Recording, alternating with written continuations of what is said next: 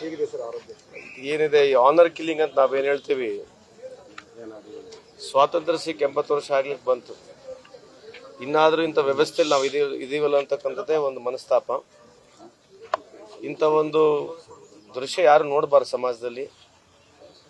ಈ ಸಮಾನತೆ ಬಗ್ಗೆ ನಾವೇನು ಹೋರಾಟ ಮಾಡ್ತಾ ಇದ್ದೀವಿ, ಎಲ್ಲೋ ಒಂದು ಜಾಗದಲ್ಲಿ ಮನುಷ್ಯತ್ವ ಮೇಲೆ ಬರಬೇಕಂತಕ್ಕಂಥದ್ದು ಈ ಸಂದರ್ಭದಲ್ಲಿ ಹೇಳಿ, ಇವತ್ತು ಜಿಲ್ಲಾಡಳಿತ, ನಮ್ಮ ಪೊಲೀಸ್ ಆಗಿರಲಿ ಅಥವಾ ವಿಶೇಷವಾಗಿ ನಮ್ಮ ಈ ಡಾಕ್ಟರ್ ಭಾಳಷ್ಟು ಸ್ಪಂದಿಸಿ ಯಾರಿಗೆ ಇಂಜುರಿ ಆಗಿತ್ತು, ಗ್ರೇವ್ ಇಂಜುರೀಸ್ ಆಗಿತ್ತು, ಎಸ್ಪೆಷಲಿ ಇವ್ರ ತಾಯಿಗೆ, she is only age but 38 years, ಅವರಿಗೆ ತತ್ಕ್ಷಣ ಅಟೆಂಡ್ ಮಾಡಿ ಇಲ್ಲಿ ಅವರಿಗೆ ಜೀವ ಉಳಿಸ್ತಕ್ಕಂಥ ಒಂದು ಕೆಲಸ ನಮ್ಮ ಈ ಡಾಕ್ಟರ್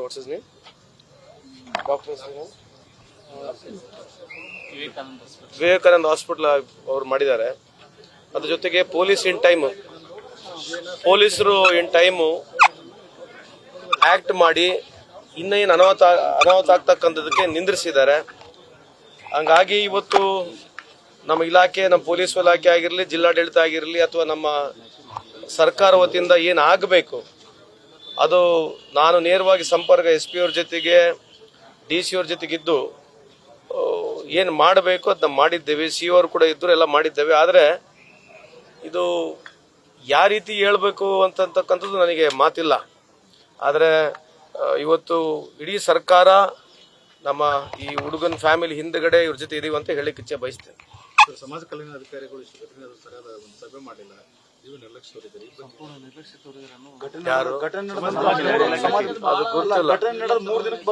ಅದು ಆಗಿದೆ ಅಂತ ಗುರ್ತಾಗಿದೆ. ಅದಕ್ಕೆ ನಿನ್ನೆ ನಾವು ಸಸ್ಪೆಂಡ್ ಕೂಡ ಮಾಡಿದೀವಿ ಅವರಿಗೆ. ಗುರ್ತಿಲ್ಲ, ಚೆಕ್ ಮಾಡ್ತೀನಿ. ಯಾಕಂದ್ರೆ ನಾವು ಸಂಪರ್ಕದಲ್ಲಿದ್ದಾಗ ಪೊಲೀಸರವರು ಅವರೇ ಹೇಳ್ತಾರೆ, ಬೇಕಿದ್ರೆ ಕೇಳಿ ನೋಡಿ. ನಾವು ಡೈರೆಕ್ಟ್ ಸಂಪರ್ಕದಲ್ಲಿ ಇದ್ವಿ, ವಾಟ್ ಇಸ್ ಹ್ಯಾಪನಿಂಗ್ ಅಂತ ಗುರ್ತಿತ್ತು. ನನ್ನ ಮೈಲ್ ಕೂಡ ಹುಷಾರಿರ್ಲಿಲ್ಲ, ಬಟ್ ಆದ್ರೂ ಕೂಡ DC ಗೆ SP ಗೆ ಮಾತನಾಡಿ ನಮ್ಮ ಕೈಲಿ ಏನಾಗಬೇಕು ಆ ಸಂದರ್ಭದಲ್ಲಿ ಮಾಡಿದ್ದೇವೆ. ಪೊಲೀಸರೆಲ್ಲ ಮಾಡಿದ್ದಾರೆ, ಗೊತ್ತಿಲ್ಲ ಅಲ್ಲ ಮಾಡಿಲ್ಲ ಅನ್ನೋದಕ್ಕೆ ಈಗ ಸಂಬಂಧಪಟ್ಟಿರ್ತಕ್ಕಂಥ ಸಚಿವರಿದ್ದಾರೆ, ಅವ್ರಿಗೆ ಮಾತನಾಡ್ತೀನಿ. ಯಾವುದೇ ಒಂದು ಡಿಸಿಪ್ಲಿನರಿ ಆಕ್ಷನ್ ಆಗಿರಲಿ, ಒಂದು ಪ್ರೊಸೀಜರ್ ಇರ್ತದೆ. ಐ ಕೆನಾಟ್ ಜಸ್ಟ್ ಇಂಪ್ರಾಂಪ್ಟ್ ಆಗಿ ನಾನು ಮಾತನಾಡಕ್ ಬರೋದಿಲ್ಲ.